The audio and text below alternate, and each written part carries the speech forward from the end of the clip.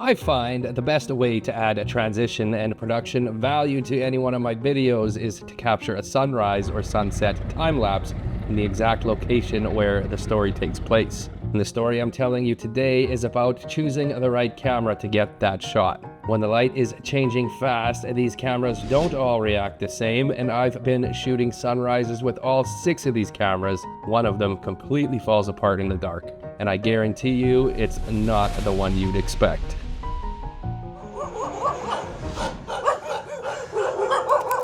Okay, I'm too scared to go this way.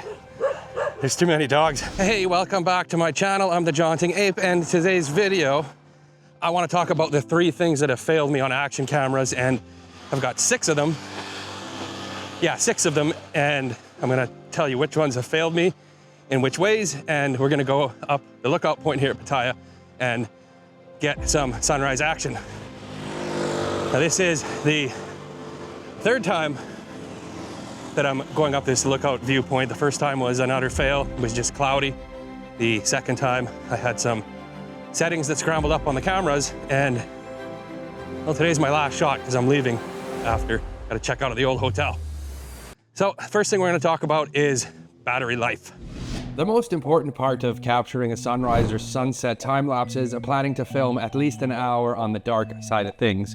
For sunrise, that means starting well before the sun comes up, and for sunset, I usually let the camera run as long as I can after the sun drops below the horizon, because sometimes magic happens.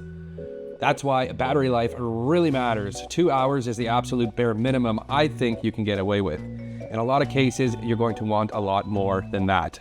Here's how these 6 cameras stacked up. The first thing I did when I picked up the new to me Ace Pro 2 was run a time-lapse duration test in my hotel room. Room temperature was 66 degrees Fahrenheit or about 19 Celsius. First to power off was no surprise. The GoPro lasted 2 hours and 30 minutes. What surprised me was that the Ace Pro 2 also dying at 2 hours and 30 minutes. That was not what I expected, especially with a brand new camera and battery. Next was the Pocket 3, which shut down at 3 hours and 37 minutes, but with that said, I've pulled over 7 hours using the extended battery handle, which I covered in another video. The Nano powered off at 7 hours and 30 minutes, which is super impressive for its size. And then there's the Action series that are on a completely different level. So the Action 5 ran for 19 hours and 22 minutes, and the Action 6 pushed even further to 21 hours and 30 minutes. Weather makes a big difference, especially in cold conditions. I have 2 separate videos where I tested these cameras in that minus 32, minus 45 temperatures. The order stayed consistent, but the total run times were much lower. So from all of my experience, the cameras that let me down the most during these long time lapses are the Hero 13 and the Ace Pro 2. This is especially true in the cold weather, where I find it almost impossible to capture the dark morning and the full sunrise on a single battery. That's a darn shame, because these 2 actually produce the best images in the low light out of the Action style cameras in this group. The Hero 13 does have a really cool accessory that lets you power it externally while keeping the camera completely weather sealed. That gives it a little bit of an edge over the Ace Pro 2 for my needs. Now, this kind of solution simply isn't needed with the DJI cameras. Their batteries are just too good. Now, while we're on batteries, I also tracked charge times after the hotel room test when everything was at 0%. I used the same 45-watt charger for all of them. The GoPro hit 80% at 80 minutes, and it took a full 2 hours to get all the way up to 100. And one thing that really bugs me is the red light charging issue that it's got. It has a little red light that stays on even when it's fully charged, so you have to power it on to check to see if it is 100% yet. I wasn't able to properly track the Nano's 80% mark because it charges the dock and the camera at the same time, which makes it a little bit confusing, but it was the second longest to charge full, hitting 100% in 72 minutes. DJI cameras show a live charge percentage on the screen while charging, which is super convenient. The Action 5 hits 80% in 28 minutes and 100% in 57 minutes. The Action 6 was slightly faster, reaching the 80% in 27 minutes and a full charge in 49. The Ace Pro 2 was actually the quickest to 80% at just 18 minutes, and it took 45 minutes for it to reach 100%. It also uses the simple red light indicator, but at least with this one it shuts off when the camera is fully charged. Now the Pocket 3 really surprised me. I plugged it in and it started climbing so fast that I actually missed the 80% mark entirely. It reached its full charge in just 24 minutes. So for battery life, the Action 6 takes the win with the Action 5 close behind. These two are in a completely different category than the others. The Nano gets over 7 hours with the base attached, and if you need the full weather resistance, the camera alone will give you just over 3 hours in a time-lapse mode. The Pocket 3 can manage on its own, or you can add the extended battery handle and push past that 5-hour mark. The Hero 13 and Ace Pro 2 both come in last for runtime, but I give a slight edge to the GoPro because of the convenience of weatherproof charging. So it shouldn't come as any surprise that the DJIs would be taking the cake with the battery life, but I was surprised after picking up the Ace Pro 2 just how similar it was to the Hero 13. Now, another little tip that we've got here, if you're gonna be walking this viewpoint, is you can cut through this beautiful park up here. It's about halfway up the viewpoint, and it is a really, really nice little park. Even though we're cutting through the park, it's all uphill and I'm putting on a little bit of a shine. Now, the next thing I want to talk about is durability with these cameras. And part of the durability is the way that these cameras mount. Now, the DJI has the same mounting system across all of the cameras. The problem is the one you get in the box isn't all that practical. It's the ears, same thing that the Ace Pro 2 has, and they don't have a 1/4 inch thread on it. Aside from this Pocket 3 that I'm filming on now, does have that 1/4 inch thread.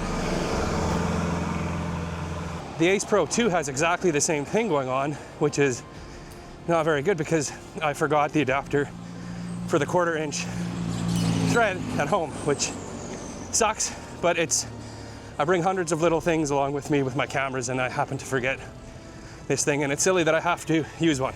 Now, there is one camera that absolutely destroys it when it comes to different ways you can mount it, and that is the Hero 13. It has built into it the 1/4 inch thread. It's got the little doggo back there. It's got the 1/4 inch thread, and it's got the ears, and it's all built in, mounted flush with the camera. Now, the good news is you can, from Amazon, get adapters for both the Ace Pro 2 and the DJIs that will give you basically the same thing. It's only gonna make your camera about 1/2 inch taller, which is garbage because these are supposed to be compact. I have bought these for the DJIs. I have not gotten one yet for my Ace Pro 2. I am curious to see how they work. Now, the last hill here to climb. Of course, there's more to durability than mounting options. If you're like me, you like filming thunderstorms rolling in, and to do that, you need a camera that's completely waterproof, something you can leave out in the rain without thinking twice. The Hero 13, Ace Pro 2, Action 5 Pro, and Action 6 are all fully waterproof. I can leave them out in the rain even overnight without a care in the world. The Nano camera itself is waterproof, but if you want its full battery potential, you need the vision dock, and I would absolutely not leave that part out in the rain. The Pocket 3 is the least water resistant of the bunch. It's the only one where I feel uncomfortable walking away from it. But I've been time-lapsing with it for over 2 years, and it's still going strong for me. So for pure rain resistance, the top spot goes to the DJI Actions, the Hero 13, and the Ace Pro 2. Now, even if your camera is waterproof, rain introduces another problem, which is water droplets building up on the lens. I've consistently had issues with the Action 5 Pro collecting these droplets, and it really holds on to water. That comes down to the hydrophobic coating or the lack thereof it. The Nano does a slightly better job than the Action 5, and the Action 6 improves yet again. But the Hero 13 has been the best at keeping the lens clear in my testing. The Ace Pro 2 hasn't given me really any issues either, though I haven't used it in heavy rain nearly as much as I have the GoPro. Cold weather is another durability test, and aside from battery life, I've had performance issues with the Action 6 and the Nano in extreme cold. At -40, I've seen noticeable image fluttering on the Action 6 during time lapses. My best guess is that it's related to the variable aperture, since none of the other cameras showed any of this behavior. The Nano has also struggled below -40 when it's not attached to the vision dock. I've had it shut down after just a few minutes more than once. Surprisingly, the Pocket 3 has been solid when running motion lapses in extreme cold. The gimbal keeps working until the battery dies, but I have seen the motors stop functioning in regular video mode after prolonged use below about -20 or so. So for the kind of durability I need for time lapses, the Hero 13 and Ace Pro 2 check the most boxes, followed by the Action 5. The Action 6 drops behind the 5 because of the aperture flutter in extreme cold. The Nano, it's a tough little camera, but the vision dock is its Achilles heel. And the Pocket 3 simply isn't built to be left alone in the elements. In this category, it takes the bottom spot. Now the last and by far the most important of all of these is the image quality. Trying to capture a sunrise or a sunset can be tricky. The problem is that you're going from complete darkness to bright sun and you're facing the sun. So dynamic range is huge, and you gotta have the exposure changing. So you gotta rely a lot on shutter speed and not using too much ISO that you get a bunch of noise in your pictures. So I found a big problem here with DJI, specifically the Action 6. Okay, so look up at the top left at the Action 6, how the image completely falls apart. Let's compare that to the other three, with the Pocket 3 being on the other end of the spectrum. It's almost too bright, making it look like not even a night shot at all. The Ace Pro 2 and Hero 13 look absolutely fantastic, but they're not going to be making it very far into the sunrise. The Pocket 3 also dies out before the sun peaks, and it's not until the sun is almost fully up that the Action 6 comes around. Now this is an issue that I've had in all of my sunrise shots when I'm trying to get something in the dark.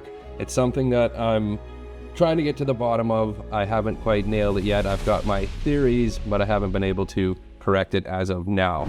Okay, so my theory is all about the auto shutter when you're in a time-lapse mode. The DJIs are the only cameras that give you the shutter speed when you're in auto mode. I'm filming this on the Ace Pro 2 in 2x zoom here, so hopefully we can read the shutter speeds. But we're gonna start off with the Nano, and all of these cameras are set at 60-second intervals here for the time lapse. So we go into auto exposure, and you can see on the top left there, it shows a 1/15 second shutter. If I make it completely black, like it would be in the dark, the shutter jumps up to 8 seconds, which is pretty good. The Action 5 does the same thing. 1/15 there, and when I cover it up, we get the 8-second shutter. And one of the reasons why the Pocket 3 does so well with this, slide on over into auto, 1/15, if I cover it up, look at that, it'll give us a 30-second shutter, and that's why I love using this thing for the sunrise and sunset and the overnight lapses. This is just terrific for northern lights and anything else like that. A fantastic camera, but its weakness is the not being weather resistant. Otherwise, it's a clear winner in the whole thing. Now, the problem with the Action 6, check this out. When I go into auto exposure, 1/12.5, if I black it completely out, the most we get out of this camera is a 1-second shutter, which I don't know. I've reached out to DJI to see if they're planning to change this in an upcoming firmware, and they said they've got their team looking into it. So hopefully this is something they address in an upcoming firmware, because for now, this thing is absolutely useless to me for my sunrise and sunset time lapses. I only using it here to compare it to the other ones, but it is absolute garbage in the low light time lapses. Now the Hero 13 and the Ace Pro 2, which I'm using right now, they do not show you the shutter speed, but the results tell me that they are doing a terrific job. Here we see it again with the trees all blurry versus the Action 5, the Nano.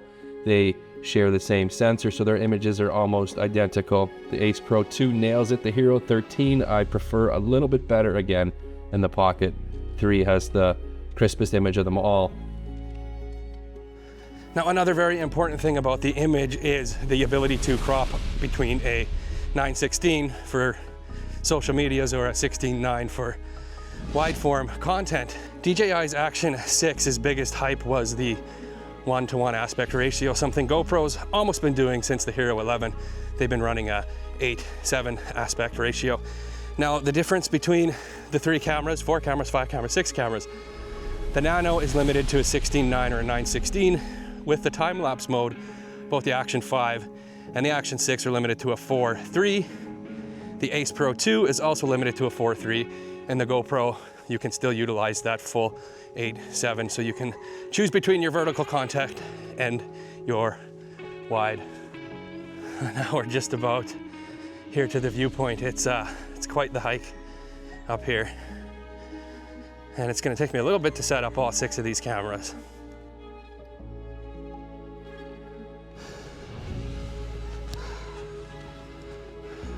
After spending so much time with these 6 cameras, my biggest takeaway is that the perfect action camera still does not exist, but we are getting close. The Pocket 3 takes the top spot for image quality. That 1-inch sensor and longer shutter give it a clear advantage. Battery life is good enough, but the lack of weather sealing holds it back from being something you can just leave in the weather. The panning motion lapse is also a huge advantage that none of these other cameras can match. If weatherproofing matters, the Hero 13 is the top dog in my books. What it lacks in battery life, it makes up for in low light. The built-in mounting system is better than everything else here, and the 8:7 aspect ratio gives you more flexibility. The Ace Pro 2 is extremely close to the Hero 13. Image quality is right there, a battery life is similar, and the fast charge is a big win. No weatherproof charging and clunky mounting system give it a very close third. The Action 5 struggles more with the boats and the shadows, but the battery life is on another level. It completely outlasts the GoPro and Insta360. The same sensor as the smaller Nano, but you get a 4:3 instead of a 16:9 aspect ratio. The Nano shows the same issue with the boats, and the camera alone is sealed, and it'll run for 3 hours, which is good enough to compete with and surpass the 13 and Ace Pro 2. And the last place for sunrise time-lapse goes to DJI's flagship, the Action 6. Second biggest sensor in the group, but it can't pull detail from the shadows, and that is the 1-second max shutter, what kills it. This is a firmware issue, and if DJI unlocks longer shutter speeds like the Pocket 3, this one jumps straight to the top.